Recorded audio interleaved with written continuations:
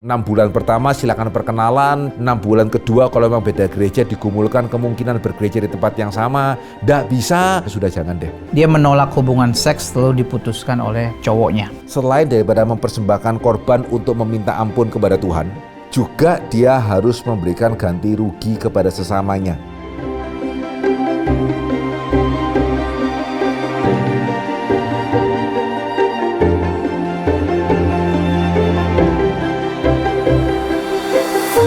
Ya, Pak Henry, Ya, kembali Garis. akan menjawab pertanyaan-pertanyaan pergumulan pribadi. Ada seorang ayah yang anaknya meninggal, ada pergumulan seorang konselor yang cukup kompleks, menikah dengan Tuhan pimpin ya. berbeda denominasi dan pertanyaan lainnya. Yang pertama, Pak. Shalom Pak Pendeta, saya ditinggal anak saya pulang ke surga. Sampai saat ini saya masih sangat sedih. Mengapa kami harus mengalami seperti ini? Masih muda, istilahnya masa depan masih sangat panjang, tapi Tuhan memanggil duluan. Saya selalu rindu. Di awal 4 bulan pertama, mungkin karena selalu mikir, akhirnya mimpi. Saya bukan orang yang percaya arti sebuah mimpi, tapi saya pernah mimpi melihat anak saya tinggal di sebuah rumah kaster putih yang bagus. Terakhir saya bermimpi, dia bilang ke ibu, aku duluan ke surga ya. Saya bangun, shock, dan setelah itu saya tidak pernah bermimpi. Yang saya ingat, saya pikir itu cara Tuhan menghibur saya untuk tidak terus bersedih. Dan sekarang saat saya sedih, sering suka mimpi buruk. Jadi saya selalu berdoa untuk saya tidak bersedih karena saya takut mimpi. Apa yang harus saya lakukan supaya saya bisa dengan rela menerima semua yang terjadi? Ya, izinkan saya mengatakan terlebih dahulu, pastinya ini satu peristiwa yang sangat berat. Ya bahkan, ya seperti saya bisa katakan ya, jauh lebih berat untuk kita ditinggalkan oleh anak ya ketimbang kita ditinggalkan oleh orang tua atau bahkan ditinggalkan oleh pasangan, meskipun bukan berarti ditinggalkan oleh orang tua dan pasangan itu tidak berat ya. Tapi apa yang membuat ditinggalkan oleh anak itu lebih berat ya karena ini seperti suatu anomali. Ya sehingga Momentum ada menerjemahkan sebuah buku tulisan Nicholas Walter Stoff ya seorang filsuf Kristen yang sangat baik yang juga sama ya, anaknya meninggal. Ya ketika saya baca ada satu kalimat yang saya ingat sampai sekarang ya, dan ini juga bisa menggambarkan kenapa berat ya ketika anak meninggal dunia terlebih dahulu begitu ya. Karena Walter Stoff mengatakan harusnya kamu yang menguburkan aku, bukan aku yang menguburkan kamu. Ya dan ini ya waktu saya baca itu saya ingat sampai sekarang ya, memang ini itu kenapa saya mengatakan ditinggal anak in a sense lebih berat daripada yang lain, karena ini seperti tidak pas gitu ya. Harusnya saya itu yang dikuburkan oleh anak, bukan saya yang menguburkan anak. Tapi sejauh mana kita juga menyadari ya realita yang ini saya baru sadari realita ini ketika satu kali saya diminta untuk memimpin kebaktian penghiburan untuk jemaat yang ditinggalkan anak. Ya sehingga pada waktu saya bergumul ini mau khotbah apa ini ya gitu ya kepada jemaat yang ditinggalkan oleh anak, saya kaget, saya baru sadar padahal ini ayatnya terkenal loh. Vicarious Kias ya, kematian pertama di dalam Alkitab itu kematian orang tua, kematian pasangan atau kematian anak. Saya kaget loh. Kematian pertama di dalam Alkitab itu bukan anak menguburkan orang tua loh, bukan suami menguburkan istri, bukan istri menguburkan suami. Kematian manusia pertama di dalam Alkitab itu adalah ya Adam dan Hawa menguburkan Habel. Ya sehingga ya itu kenapa tadi saya mengatakan tidak gampang, tapi di sisi yang lain ya memang ini realita dunia berdosa yang sebagian kita begitu ya harus menghadapi. Ya harus menghadapi, sehingga saya mencoba mengerti gitu ya. Ketika tadi dikatakan pastinya pergumulannya tidak mudah. Ya tetapi apa yang harus dilakukan? Saya rasa dua hal ya. Yang pertama saya percaya ada satu ayat yang terkenal, 1 Tesalonika pasal yang keempat ayat 13 dan 14 itu ya. Sangat-sangat terkenal ayat ini dan saya percaya ini ada satu bijaksana yang Tuhan berikan kepada Paulus ya untuk boleh menyatakannya kepada kita. Ya dikatakan di sana selanjutnya kamu tidak mau saudara-saudara bahwa kamu tidak mengetahui tentang mereka yang meninggal supaya kamu jangan berduka cita seperti orang-orang lain yang tidak mempunyai pengharapan. Ya karena jikalau kita percaya bahwa Yesus telah mati dan telah bangkit, ya maka kita percaya juga bahwa mereka yang telah meninggal dalam Yesus akan dikumpulkan Allah bersama-sama dengan Dia. Ya ini kami katakan kepadamu dengan firman Tuhan, kita yang hidup yang masih tinggal sampai kedatangan Tuhan sekali-kali tidak akan mendahului mereka yang telah meninggal. Ya jadi saya juga pernah satu kali seorang jemaat juga yang pada waktu hamil sih, janinnya tidak bisa dipertahankan, sudah meninggal di dalam kandungan. Ya dan ketika saya mengatakan bahwa ya hari ini kita tidak bisa melihat dia, tapi someday kita akan melihat dia. Dan bersyukur pada waktu dia terhibur, dan kiranya ini juga boleh menjadi penghiburan ya bagi ibu yang ditinggalkan. Someday ibu akan kembali bertemu dengan dia, bahkan melihat dia itu di dalam postur terbaiknya gitu ya. Jadi kita bukan hanya sekedar roh bertemu roh. Di dalam Kristus kita akan menerima tubuh kebangkitan, sehingga betul-betul itu nanti ibu akan bertemu dengan anak ibu begitu, dan dia juga akan ingat ya kalau ibu itu adalah ibunya. Begitu ya, bukannya dia lupa siapa kamu dan seterusnya gitu. Ya, itu yang pertama ya. Jadi firman Tuhan mengatakan satu hari kita akan bertemu ya, sehingga berduka boleh, tetapi tidak boleh berduka seperti orang yang tidak mempunyai pengharapan. Tapi yang kedua nih yang saya rasa ibu juga bisa lakukan ya, coba mulai keluar. Ada satu cerita yang saya lupa apakah pernah saya ceritakan juga di dalam forum fokus ini. Ada seorang ibu yang anaknya 2 orang ikut perang meninggal. Gitu ya, sehingga ibu ini kemudian terus mengurung diri di dalam kamar sampai akhirnya bersyukurnya dia punya seorang teman ya yang kemudian berhasil memaksa dia keluar rumah dan diajak pergi ke rumah seorang ibu ya yang dia tidak kenal ya, dan dia sebetulnya nggak mau pergi, cuman ya karena dipaksa atau akhirnya dia mau. Ketika dia sampai masuk ke rumah ibu ini, dia melihat ibu ini punya 4 anak laki. Wah, dia semakin sakit hati itu ya. Dia semakin sakit hati dan dia juga mulai jengkel temannya ini ngapain gitu ya. Sehingga kemudian dia bertanya, enak ya Bu ya punya 4 anak cowok gitu ya, besar-besar, ganteng-ganteng, enak ya Bu ya. Sampai kemudian ibu ini yang dikunjungi mengatakan, ya tapi keempat-empatnya sudah meninggal pada waktu perang juga. Ini semua anak saya juga sudah meninggal. Kalau ibu bagaimana? Terus dia mengatakan, saya lupa ya 1 atau 2 anaknya dia meninggal. Oh ya sama sih, tapi kalau saya cuma 2. Gitu ya. Ya sehingga setelah peristiwa itu sikapnya berubah sih. Ya karena kadang-kadang ya apa yang membuat kita itu susah hati, karena satu yang pertama karena memang kita mengalami peristiwa yang susah ya. Tapi kadang-kadang karena kita tidak menyadari ada loh yang lebih susah loh. Ya bukan cuma kita loh yang susah. Bahkan tadi saya mengatakan pertama kali itu kematian itu adalah kematian seseorang menguburkan anak.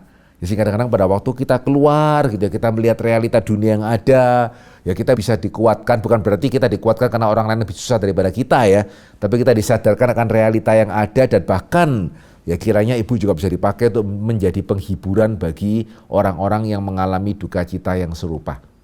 Ya itu harapan saya, itu kiranya boleh Tuhan pimpin. Saya ingat dari Nicholas Wolterstorff itu, waktu mau menuliskan bukunya itu lama sekali karena nggak pernah koheren. Akhirnya dia menyadari bahwa memang saat hatinya terpecah-pecah itu nggak bisa menulis dengan koheren gitu. Padahal itu bukunya tipis. Iya, tapi dia itu mungkin karena dia juga profesor gitu ya, dia bilang menghadapi ini dia baca John Calvin, dia bilang saya nggak bisa dikuatkan. C.S. Lewis punya argumen, dia juga nggak ini. Terakhir dia cuma bilang membawa dia kepada betapa misteriusnya Tuhan, cuma di situ sih. Boleh baca sih ibu ya, boleh baca punya Nicholas Wolterstorff ya, karena itu ditulis oleh orang yang mempunyai pengalaman yang sama. Ya salah satunya dia bilang supaya kita begini-begini peristiwa yang terjadi supaya kita ya oke, buat saya lebih baik dan sebagainya, tapi buat anak saya apa maksudnya gitu, dia nggak bisa terima begitu. Tapi ya itu bukunya bisa dibaca lebih lanjut. Bisa dibaca lebih lanjut. Meskipun dia harap ini tidak terlalu melebar ya. Enggak juga bisa dikatakan anaknya dapat apa, karena kan kecuali kita percaya setelah kematian itu cuma roh dan kita nggak ngapa-ngapain ya. Jadi sebetulnya anak ini buat dia ya memang selama sekian puluh tahun di dunia sepertinya enggak, tapi kan masih ada kekekalan yang menantikan dia, dan di kekekalan itu kan dia enggak nganggur gitu ya. Semua potensi yang Tuhan berikan kepada dia, semua karunia yang Tuhan berikan kepada dia itu kan nantinya akan dipakai di kekekalan. Kalau kita percaya seperti yang Alkitab katakan, di kekekalan itu kebangkitan tubuh. Ya jadi enggak juga loh, kalau meskipun sekali lagi saya mengerti, saya tidak mau menihilkan kesulitan yang dia hadapi ya. Ya tapi sama sekali bukan berarti bagi anak itu seperti semua karunia yang Tuhan berikan kepada dia, semua kelebihan hilang begitu. Enggak ya, itu akan dipakai di kekekalan. Ya semua karunia, semua kelebihan, semua hal yang baik yang Tuhan berikan kepada dia akan dipakai di kekekalan, tanpa hal-hal tidak baik yang tentunya dia akan miliki kalau dia masih hidup di dunia ini. Meskipun saya sama sekali nggak ada maksud mengatakan lebih baik anak ini dipanggil, enggak, sama sekali nggak ke sana begitu. Saya seorang konselor dan memiliki klien. Dia putus sama pacarnya tahun lalu sekitar Oktober. Lalu selama pacaran dia dapat abuse. Fisik, verbal, seksual juga. dia menolak hubungan seks lalu diputuskan oleh cowoknya. Padahal cowoknya sudah janji-janji mau nikahin saat pacaran. Cowoknya memaksa hubungan seksual tapi klien saya tidak mau. Saat putus pun cowoknya bilang bahwa pacarnya tersebut masih virgin karena dia tidak memaksa. Setelah putus, cowoknya bilang, kalau aku married nanti sama orang lain, kamu juga sudah married dengan orang lain, kita coba seks bersama karena penasaran. Karena merasa banyak abuse itu, dia sampai gejala depresi. Sekarang klien saya sambil berobat ke psikiater juga, karena tidak bisa tidur, tidak bisa makan, selalu muntah, dan sering terkena serangan panik. Lalu klien saya ini cerita kalau mantannya sudah punya pacar baru.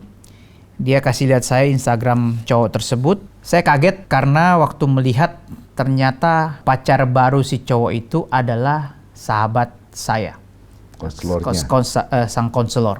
Dulu saya punya sahabat tapi sudah tidak dekat lagi. Dia menjauh setelah saya menikah. Dan baru kemarin begitu orang yang dulunya sahabat saya ini announce dia akan nikah sama cowoknya. Teman saya sudah usia 38 tahun dan dia sangat ingin menikah. Dan mereka sudah bertemu antar keluarga juga. Apa saya sebaiknya mengingatkan teman saya tersebut? Tapi kami sudah tidak dekat lagi. Sebelum saya menjawab yang menjadi pertanyaannya secara langsung ya, tadi ada satu hal yang saya rasa kalau saya boleh sedikit mention mengenai pasiennya itu. Kenapa kok sampai sekarang dia juga masih depresi dan seterusnya? Ya saya rasa tadi sebaiknya kalau bisa dikasih tahu, hapus Instagramnya begitu. Ada apa kok dia mesti lihat Instagramnya? Ya ini juga ya, saya pernah barusan mengatakan kepada seseorang yang baru saja putus setelah pacaran cukup lama. Saya mengatakan hapus semua kenang-kenangan, gak usah lagi itu kontak-kontak, blok nomornya. Bukan karena kita jengkel, itu kekanak-kanaan. Tapi supaya kita bisa move on. Ya gak perlu lagi halo apa kabar gitu ya. Sekali lagi bukan karena marah, tapi karena gak move on. Dan ini seringkali yang dirugikan malah yang wanita ya. Karena rentang untuk dapat pasangannya kan lebih gak sepanjang kalau pria. Ya jadi saya titip kalau masih ketemu sama kliennya, coba ditegur sedikit begitu ya. Ada apa kok masih simpen-simpen IG? Ya hapus dong, unfollow dong begitu ya, move on gitu ya. Gimana bisa pulih kalau terus ngeliatin IG-nya, oh dia punya pacar baru terus sakit hati dan seterusnya, tambah dan selesai itu namanya gitu ya. Jadi mesti belajar untuk move on. Oke, nah sekarang masuk kepada pertanyaannya sendiri ya. Nah, kita mesti membedakan dua. Yang pertama sebetulnya kalau sebagai sesama saudara seiman ya, kita mempunyai tempat untuk, bahkan bukan cuma mengingatkan Vikaris Kias, dalam setiap gereja yang bertanggung jawab ya, sebelum kita menikahkan seseorang, kita memberikan kesempatan untuk semua jemaat mengajukan keberatan yang sah.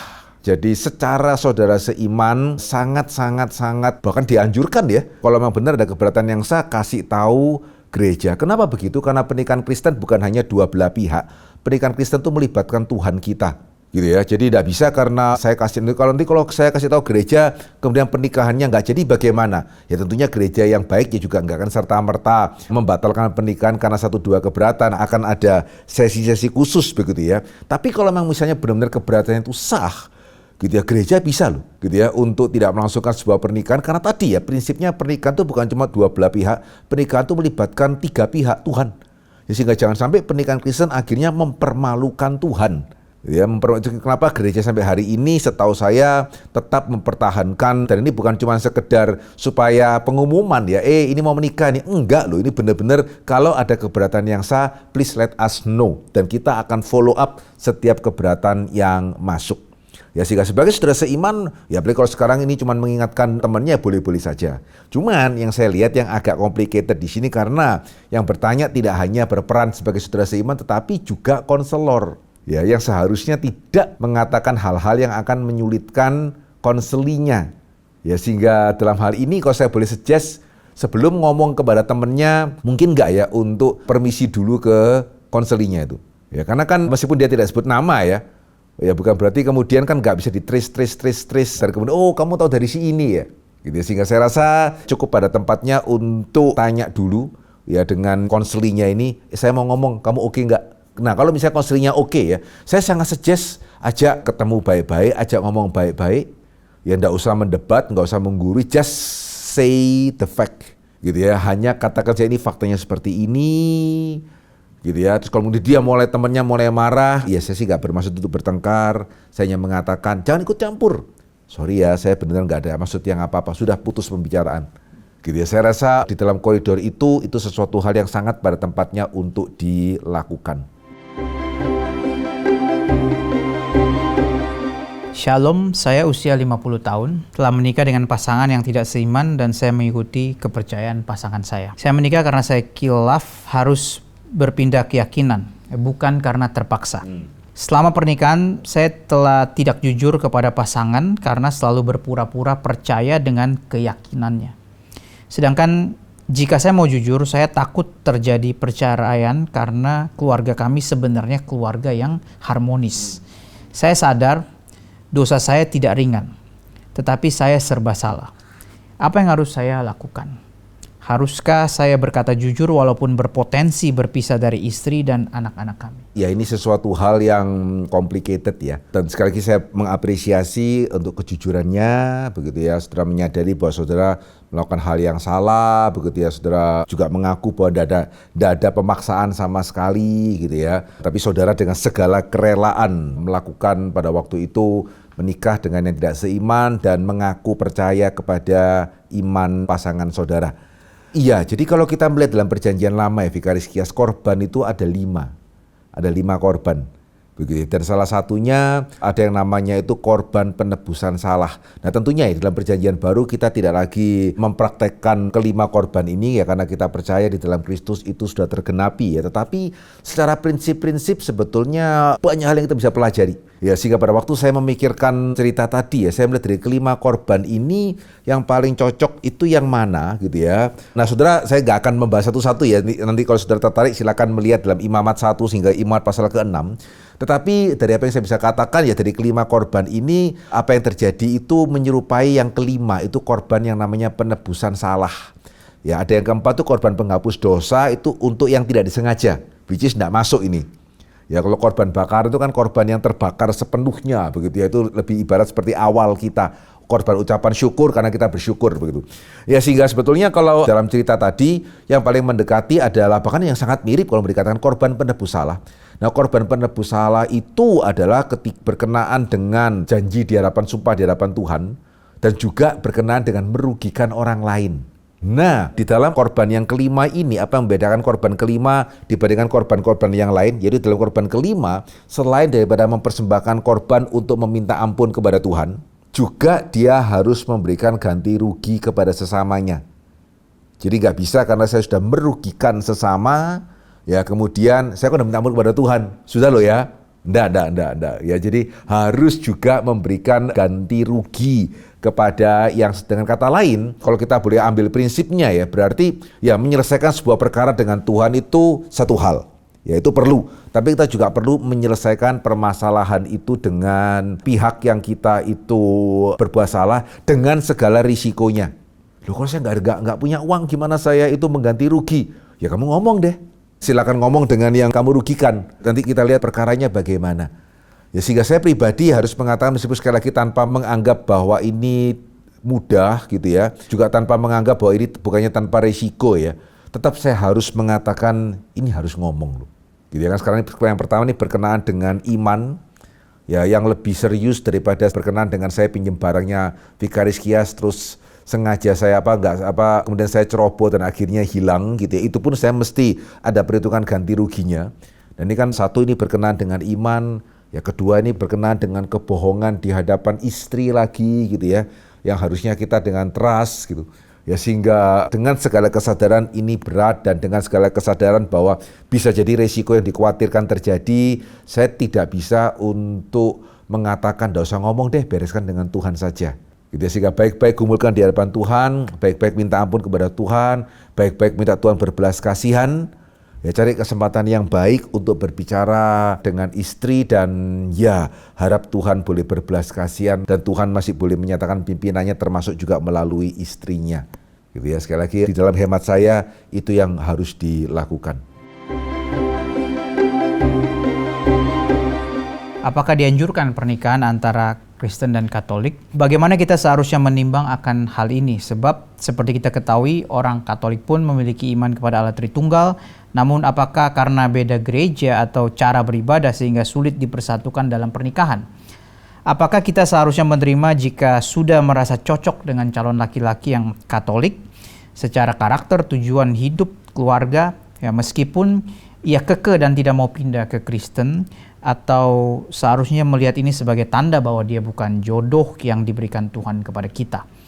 Terkait hal ini juga, ingin bertanya juga, sebagai orang Kristen, apakah kita bisa menerima konsep ada the one untuk setiap orang yang sudah ditentukan oleh Tuhan, jodoh kita pasti tahu yang itu? Atau seharusnya ada kebebasan untuk kita memilih dari beberapa pilihan yang Tuhan taruh di dalam hidup kita? Oke, baik, terima kasih pertanyaannya ya. Ya, saya harap peristiwa dari pertanyaan sebelumnya ya itu juga bisa termasuk jawaban tidak langsung ya. Jadi tentunya sangat tidak dianjurkan. Bahkan ya, apakah saya dianjurkan untuk menikah dengan sesama orang Kristen yang beda gereja dan dia tidak mau ke gereja saya dan saya nggak bisa ke gereja dia gitu ya? Jawaban juga sama itu ya. Ya sangat tidak dianjurkan. Kenapa gitu ya? Nah harusnya juga sudah sempat kita bahas dalam beberapa pertemuan yang sebelumnya gitu ya. Ya karena kita mesti sadar ya kita ini tetap adalah manusia gitu. Ya jadi jangan kita berpikir yang penting hati, yang penting kita sudah sama-sama satu di dalam Tuhan. Sederhananya mau kebaktian minggunya bagaimana? Kita tetap manusia yang kita perlu bertumbuh bersama-sama, saling mendiskusikan itu dengan yang lain, ya mendiskusikan firman Tuhan juga. Nah kalau keyakinan kita berbeda, akhirnya kita bukan berdiskusi, kita berdebat. Ya gimana caranya kita bisa bertumbuh kalau setiap minggu berdebat dan berdebat dan berdebat, begitu ya. Ya dan apalagi nanti belum kalau kita punya anak, ya terus anak bagaimana gitu. Ya, anak silakan pilih mau pilih yang mana. Dan bagaimana anak umur 1 bisa pilih yang mana. Nah terus kalau anak nggak bisa pilih karena dia masih umur 1-2 tahun, dibawa ke gereja siapa atau 3-4 tahun begitu ya. Ya sehingga not that simple loh saudara, benar-benar not that simple. Ya dan apalagi ya kalau tadi saya memperhatikan pertanyaannya, dia dan pasangannya sama-sama serius, which is bagus. Pasangannya kekeh, tidak mau meninggalkan gereja Katolik. Nah saudara juga merasa sangat susah untuk beralih ke Katolik. Ya sudah jangan. Ya, jadi kalau ditanyakan apakah ini tanda daripada Tuhan, ya iya gitu ya. Ya iya gitu ya. Bahkan ya, kalau nanti pasangan saudara itu tiba-tiba mau pindah gitu ya. Bahkan kalau itu pun saya mengatakan tetap ketemu hamba Tuhan dan pastikan dia sungguh-sungguh siap. Ya kan sekali lagi not that simple, bukan 1-2 gitu ya. Termasuk pertanyaan yang di atas tadi juga sudah menggambarkan situasi yang seringkali tidak disadari ketika dua orang itu sedang dimabuk asmara gitu ya. Enggak loh, keyakinan itu very serius sekali gitu ya. Sangat serius sekali. Ya sehingga ya tidak dianjurkan dan bahkan kalau saya boleh mengatakan ya itu tanda sih. Dan bahkan kalau saya boleh mengatakan ya jangan lama-lama. Ya kalau saya nggak tahu nih kan dia nggak menyebutkan sudah berapa tahun gitu ya. Asumsi saya mestinya kalau sudah dekat seperti ini ya lumayan lama. Ya bagi saya prinsip itu prinsip setahun ya. Sudah setahun nggak ada kejelasan, khususnya kalau saudara cewek ya, move on. Gitu ya, jangan terus berharap dia akan berpindah gitu ya. Jadi kalau saya boleh mengatakan ini tanda dan bukan cuma tanda supaya saudara tidak lanjut, tapi juga tanda supaya saudara tidak lanjut secepatnya. Idealnya ya 6 bulan, ya karena kalau 2-3 bulan kita minta orang pindah gereja bagaimana bisa. Ya 6 bulan perkenalan gitu ya, setelah 6 bulan ternyata ini benar-benar cocok nih. Masalahnya kok ini nih. Ya beda gereja gitu ya. Bagaimana? Nah 6 bulan berikutnya mulai menggumulkan. Ya menggumulkan mungkin nggak kita bergereja sama-sama. Karena ternyata cocok nih. Nah 6 bulan berikutnya tetap kita nggak bisa ketemu. Berarti kan sudah setahun ya. Sudah jangan terus deh. Ya khususnya kalau saudara yang wanita. Termasuk kalau saudara cowok ya. Saudara juga sebagai cowok mesti memperhatikan yang wanita. Ya karena saudara sebagai cowok putus cari lagi itu masih panjang. Wanita tidak sesederhana itu. Ya sehingga 6 bulan pertama silakan perkenalan, cari tahu secocok apa gitu ya. 6 bulan kedua kalau memang beda gereja digumulkan kemungkinan bergereja di tempat yang sama. Nggak bisa, paling lama tunggu setengah tahun lagi, tetap nggak bisa sudah jangan deh. For your own sake begitu ya, untuk kebaikan saudara sendiri. Itu untuk pertanyaan pertama. Nah untuk pertanyaan yang kedua berkenaan dengan the one gitu ya. Nah ini jawabannya tidak sama untuk semua orang. Ada orang-orang tertentu begitu ya yang pernikahannya itu sangat berperan penting atau berada di garis tengah sejarah keselamatan. Ya contoh paling sederhana ya Adam dengan Hawa, tapi ya di luar itu ya kalau itu kan nggak termasuk ya. Ya sederhananya Yusuf dengan Maria. Ya enggak bisa ketika Yusuf enggak mau kemudian udah Maria cari yang lain tuh banyak gitu ya. Ya enggak. Ya sehingga ada ya pasangan-pasangan tertentu yang pernikahannya terkait dengan sejarah keselamatan, dalam hal itu Tuhan intervensi lebih gitu ya, terus sudah mempersiapkan orang tua Yesus adalah Yusuf dan Maria dan harus itu gitu ya. Yusuf tidak dibiarkan untuk menceraikan Maria meskipun waktu itu mereka baru bertunangan begitu. Ya, tapi untuk mayoritas yang lain, saya pribadi berpendapat nggak ada dasar Alkitabnya sih. Juga sepertinya realita nggak mendukung juga. Alkitab juga nggak ada dasarnya, realita juga nggak mendukung, karena kalau benar seperti itu kan harusnya jumlah pria dan wanita kurang lebih sama dong. Gitu ya. Ya kalau faktanya kan enggak, dan alokasinya juga sama gitu ya, per wilayah dibagi sama. Ya sehingga selain enggak ada dasar Alkitab ya saudara ya, juga realita tidak seperti itu. Nah sehingga dalam hal seperti ini jangan juga berarti bahwa kalau gitu enggak ada pimpinan Tuhan, ya tidak. Ya Tuhan berikan kepada kita hikmat, Tuhan berikan kepada kita tuntunan, dan tetap boleh ya berdoa minta Tuhan menunjukkan. Ya tanpa mengabaikan hikmat yang Tuhan kasih. Kalau seperti tadi ya, harusnya sudah Tuhan menunjukkan, sudah nggak perlu terlalu banyak berdoa, apalagi kalau setahun sudah berlalu. Ya tapi di awal-awal khususnya ketika saudara mencari, ya pakai hikmat itu sebaik-baiknya gitu ya, dan minta Tuhan juga menunjukkan. Bahkan ya saya seringkali mengatakan kalau saudara sudah ketemu orang yang sepertinya tepat, masih perlu berdoa atau tidak? Perlu, tapi doanya juga jangan kalau ini adalah kehendakmu tunjukkan. Kalau enggak berarti meskipun sudah tepat bukan ya. Enggak lah, dibalik sedikit doanya. Ya kalau ini bukan kehendakmu tunjukkan. Kalau enggak ya jalan terus Tuhan. Sudah cocok kok. Semua yang lain sudah sesuai begitu ya. Ya sehingga doa dan meminta hikmat harusnya bisa berjalan bersama-sama. Saya umur 53 tahun dan suami 54 tahun. Menikah 27 tahun yang lalu melalui bimbingan dan pemberkatan dikaruniai 2 orang anak. Meski telah berpacaran selama 8 tahun dan masa belum memiliki anak selama 8 tahun, kami gagal menyamakan visi misi keluarga. Suami yang tumbuh dalam budaya patriarki yang kental memiliki kepribadian pasif agresif dan didiagnosa oleh konselor senior itu mengalami NPD. Narcissistic Personality Disorder. Suami menjadi pemimpin yang diktator, egosentris, sering merendahkan, tidak pernah meminta maaf, serta melakukan abuse verbal dan abuse fisik kepada anak-anak hingga memicu trauma berat. Upaya konseling keluarga selama bertahun-tahun selalu berhenti karena suami enggan memperbaiki diri. Puncak masalah terjadi saat suami terkena love scam dari wanita asing, walaupun masih sebatas chat. Dia menipu saya untuk melepas properti, melenyapkan seluruh tabungan, dan meninggalkan utang besar di saat anak-anak butuh biaya kuliah. Bukannya bertobat, dia justru memutarbalikkan fakta kepada hamba Tuhan dan teman persekutuan dengan menyalahkan saya. Menganggap dirinya adalah korban. Juga merasa menjadi korban dari papanya dan korban karena istrinya. Kini, kehidupan kami bergantung pada usaha saya yang kian menipis untuk menutup utang dan kebutuhan. Di tengah situasi ini, suami tetap tidak berubah, tidak ada kerinduan membawa keluarga dekat dengan Tuhan. Sibuk bekerja, dia makin sering memberi saya label negatif. Sehari-hari semua topik pembicaraan berfokus pada dirinya saja. Tidak ada ruang sedikit pun untuk kami didengar dan diterima perasaan emosi. Benar-benar diabaikan dalam segala aspek. Sehingga makin sering terjadi pertengkaran karena selalu terjadi salah paham. Pertanyaan saya, apakah berdosa jika saya bercerai? Janji pernikahan yang seharusnya dijalankan berdua, tapi jika hanya satu pihak yang berusaha sendiri, seberapa jauh lagi saya harus berusaha dan berharap keadaan membaik? Seberapa jauh lagi saya harus bertahan dalam pernikahan ini? Ya, baik. Terima kasih untuk yang sudah boleh bertanya. Sebelum saya menjawab pertanyaan ini ya, bolehkah saya memakai juga kesempatan ini untuk boleh mengingatkan khususnya, saya harap yang bertanya tidak keberatan kalau saya boleh minta izin memakai contoh ini sebagai juga pengingat ya, khususnya bagi kita yang masih belum menikah. Ya, satu kebenaran yang saya terus mengatakan, orang yang sudah menikah tidak mungkin tidak setuju ya, tapi orang yang baru berpacaran itu susah sekali untuk menerima ya dalam pengalaman. Itu adalah what you see is what you get. Ya jujur saya tidak bisa tidak bertanya-tanya, pacaran 8 tahun kenapa tidak menyadari? Lama loh 8 tahun ini begitu ya. Mungkinkah dia yang bersangkutan tidak melihat ataukah sebetulnya sudah melihat, tetapi ya saya juga tidak tahu persisnya kenapa kok masih dilanjutkan. Gitu ya. Jadi what you see is what you got. Percayalah khususnya bagi yang belum menikah, ya itu adalah hal yang sangat-sangat realita sekali.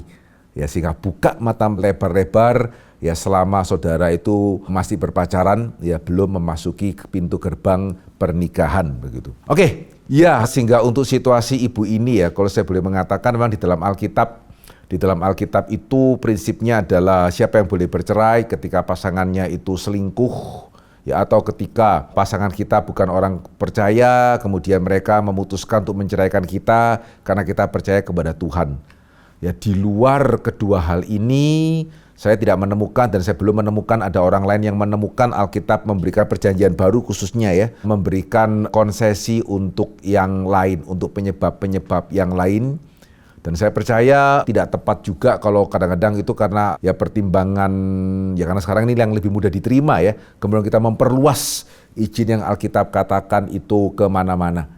Ya, sehingga saya pernah mengalami juga jemaat yang dalam situasi seperti ini ya, nasihat saya, jikalau mungkin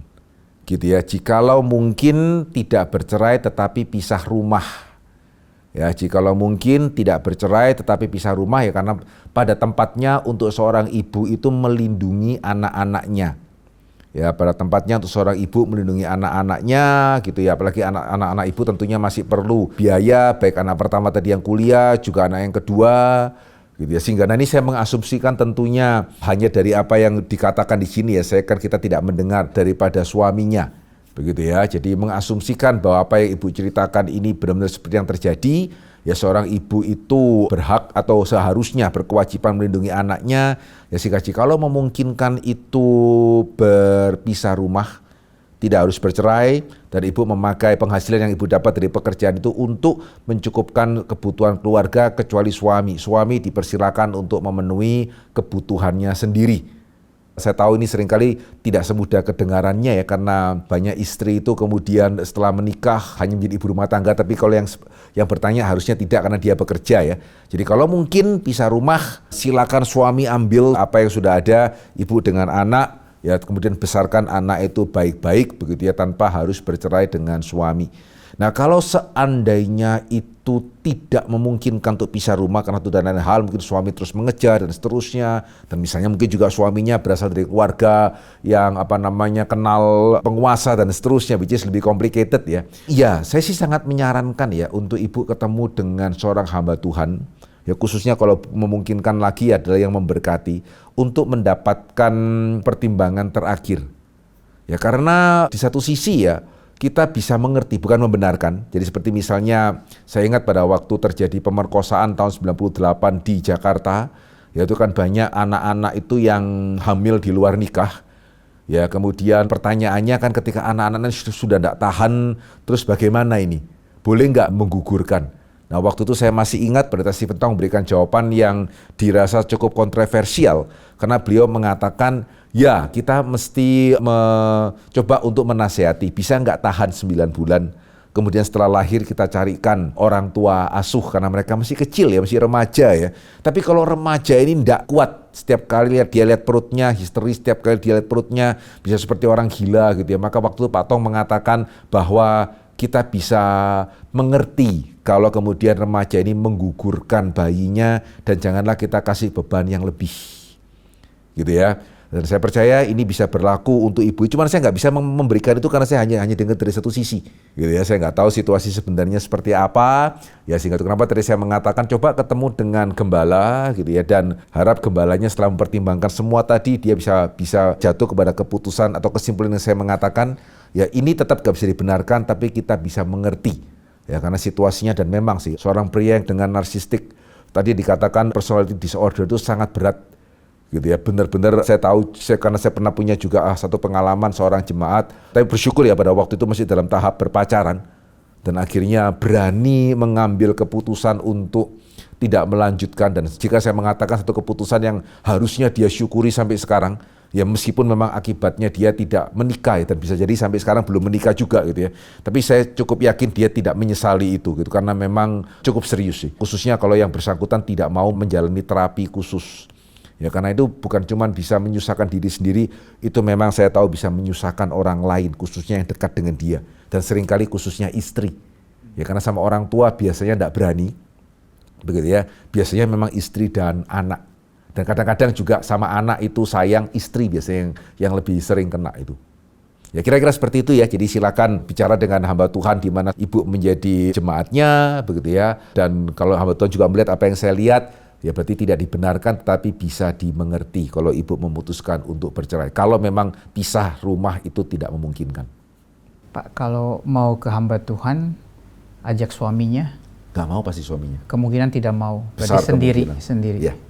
Ya sehingga, tapi tetap akan ada proses ya. Khususnya kalau saya memberkati, ya saya punya hak untuk panggil suaminya. Dan suaminya tidak mau, berarti saya punya hak untuk memutuskan. Ya dengan asumsi saya sudah menjalankan peran saya itu dengan baik pada waktu mereka konseling.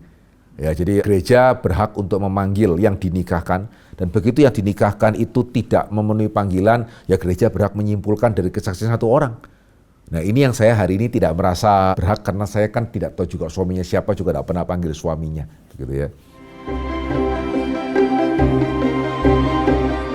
Usia saya sudah 54 tahun, hidup seperti orang yang mau tenggelam. Kesulitan, kesusahan tidak ada habisnya. Memang saya selama hidup sejak dewasa sampai 5-6 tahun belakangan memberontak kepada Tuhan. Saya berkhianat kepada Tuhan 2 kali. Status saya pernah bercerai tahun 2019. Saya sendiri adalah anak adopsi dari tetangga rumah orang tua angkat saya, dan saya terlahir bukan dari keluarga yang percaya Tuhan. Begitu juga orang tua angkat saya yang saat itu belum percaya. Dari kecil saya dididik dengan sangat keras oleh mama angkat saya dan tidak terkecuali kekerasan fisik, gampar, pukul, pakai benda. Padahal saya bukan anak yang nakal, saya cenderung pendiam. Semua itu meninggalkan trauma pada diri saya sampai saya tidak percaya diri, bahkan selalu takut menyakiti atau berbuat salah dalam hal apapun karena takut menerima punishment. Singkat cerita, saya tumbuh dewasa dan mulai bekerja, lalu tertarik dengan lawan jenis dan kami mulai menjalin hubungan sampai suatu saat ia mengakhiri hubungan tersebut. Semua itu sangat membuat saya putus asa sampai akhirnya saya lari kepada kehidupan malam. Minuman keras, bahkan seks yang seharusnya tidak boleh dilakukan, lalu saya bertemu dengan mantan istri yang berbeda keyakinan. Singkat cerita, kami nikah menurut keyakinan mantan istri. Awal nikah sudah terlihat bibit pertengkaran saya yang pendiam harus menghadapi dia yang dominan itu membuat saya tertekan. Sampai puncaknya suatu saat kami ribut besar dan saya sudah lelah berantem terus dan saya putus untuk bercerai di tahun 2019. Saat itulah mulai timbul kesulitan-kesulitan. Kedua orang tua angkat saya meninggal tiba-tiba. Rumah orang tua dikontrakan oleh cici angkat saya. Dan juga tanpa saya sadari kecewa sama Tuhan atas semua ini. Saya menjauh, tidak ibadah. Bingung dengan hidup yang jobless. Sampai suatu saat saya berkenalan dengan wanita yang tidak seiman. Kemudian menikah tahun 2020. Sampai sekarang. Menurut keyakinannya.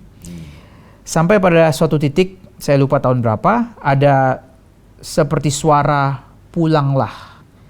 Awalnya saya tidak menganggap, tapi berikutnya saya ingat Pak Tong dengan beberapa khotbahnya tentang pertobatan.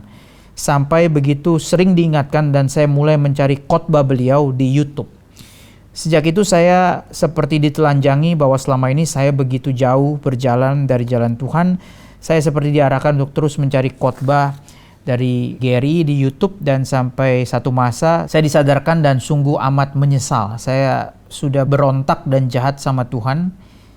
Saya seperti penjahat yang disalib bersama Tuhan Yesus, merasa diri saya kotor, saya jahat, saya menyakiti Tuhan yang begitu amat baik. Saya sungguh menyesal sekali, kadang benci pada diri sendiri karena jahat kepada Tuhan.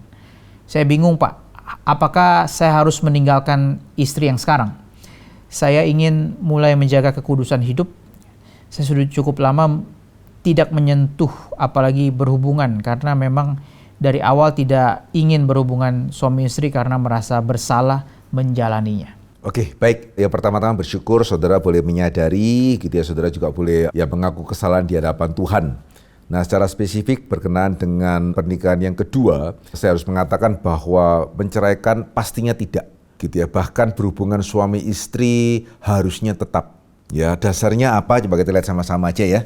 Dari 1 Korintus pasalnya yang ke-7, 2 bagian ya. Kita lihat yang pertama itu di ayat 12. Kepada orang-orang lain, aku bukan Tuhan katakan kalau ada seorang saudara diberi istrikan seorang yang tidak beriman dan perempuan itu mau hidup bersama-sama dengan dia, janganlah saudara itu menceraikan dia.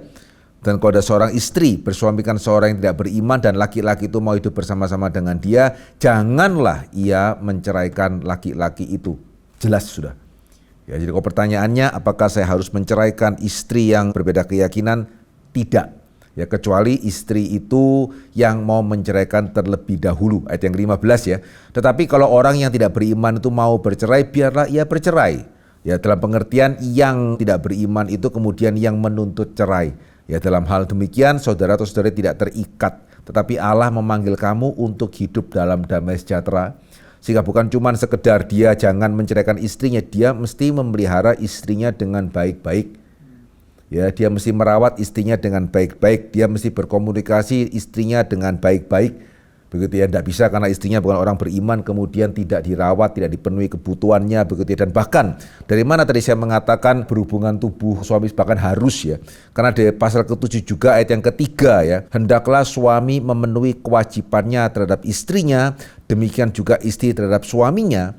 Istri tidak berkuasa atas tubuhnya sendiri, tetapi suaminya. Demikian pula suami tidak berkuasa atas tubuhnya sendiri tetapi istrinya. Janganlah kamu saling menjauhi kecuali dengan persetujuan bersama untuk sementara waktu supaya kamu mendapat kesempatan untuk berdoa. Sesudah itu hendaklah kamu kembali hidup bersama-sama supaya iblis jangan menggodai kamu karena kamu tidak tahan bertarak. Apalagi tadi dia juga sudah mengatakan begitu ya, pernah jatuh dalam hubungan seksual yang tidak baik, lah kok sekarang malah tidak berhubungan dengan istrinya. Itu namanya membawa diri ke dalam pencobaan. Ya, sehingga jangan menceraikan istri yang tidak seiman kalau dia masih mau hidup dengan kita, malah tetap kita harus memperhatikan mereka, merawat mereka dengan sungguh-sungguh, memenuhi kewajiban sebagaimana layaknya suami, dan hubungan suami istri tetap harus dilakukan. Dia justru harus merasa bersalah kalau tidak melakukan, dan janganlah merasa bersalah kalau melakukan. Ya, karena ketika dia nggak melakukan berarti tidak taat firman, ya ketika dia melakukan berarti dia taat 1 Korintus pasal yang ke-7. Ya, karena baik adanya melakukan hubungan suami istri dengan istri dan dengan suami sendiri.